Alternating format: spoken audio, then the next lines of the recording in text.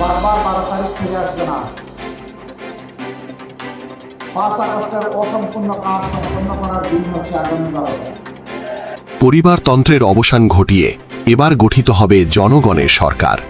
ভোটের মাঠে যে কোনো অপতৎপরতা রুখে দিতে প্রস্তুত জুলাই আন্দোলনের তেজস্বী তরুণরা। মঙ্গলবার সন্ধ্যায় রাজধানীর মগবাজারে 11 দলীয় জোটের বৈঠক শেষে এক সংবাদ সম্মেলনে এসব কথা বলেছেন বাংলাদেশ জামায়াতে ইসলামীর আমির ডাক্তার শফিকুর রহমান। কেন এবারে নির্বাচন বাংলাদেশের ভাগ্য বদলের লড়াই? কেন জামায়াত আমিরের ডাকে তরুণ সমাজ সজাগ? বিস্তারিত দেখুন প্রতিবেদনে।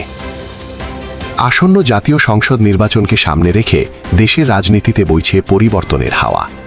জামায়াতে ইসলামীর আমির ডাক্তার শফিকুর রহমান স্পষ্ট জানিয়েছেন, বাংলাদেশ আর কোনো নির্দিষ্ট পরিবারের অধীনে থাকবে না।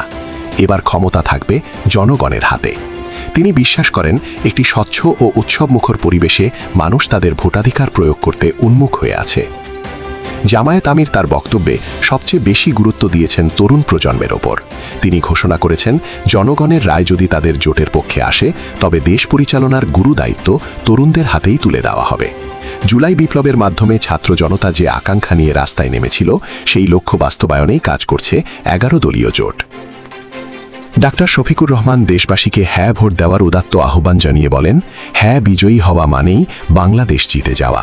তিনি মনে করেন, এই ভোট শুধু ক্ষমতার পরিবর্তনের জন্য নয়, বরং দেশে ন্যায় বিচার প্রতিষ্ঠা, কর্মসংস্থান বৃদ্ধি এবং দুর্নীতিমুক্ত সমাজ গড়ার একটি ঐতিহাসিক সুযোগ। সংবাদ সম্মেলনে জামায়াতের পক্ষ থেকে নির্বাচনী এজেন্টদের ভয়ভীতি প্রদর্শন এবং সামাজিক যোগাযোগ মাধ্যমে অপপ্রচারের তীব্র নিন্দা জানানো হয়। তবে ডাক্তার শফিকুর রহমান আশ্বস্ত করেছেন যে কোনো অশুভ শক্তি এবার জনগণের জয়যাত্রা রুখতে পারবে না। জুলাই আন্দোলনের সেই সাহসী তরুণরা এবারও ভোটের মাঠ পাহারায় সজাগ থাকবে। একটি বৈষম্যহীন ও সমৃদ্ধ বাংলাদেশ গড়ার যে স্বপ্ন নিয়ে জামায়াতে ইসলামী ও তাদের জোট ময়দানে নেমেছে, তা সাধারণ মানুষের মধ্যে নতুন আশার সঞ্চার করেছে। ডাক্তার শফিকুর রহমানের নেতৃত্বে তরুণদের মাধ্যমে দেশ গড়ার এই অঙ্গীকার কি পারবে বাংলাদেশের রাজনৈতিক মানচিত্র বদলে দিতে? তা দেখার জন্য আমাদের চোখ রাখতে হবে ভোটের বাক্সে।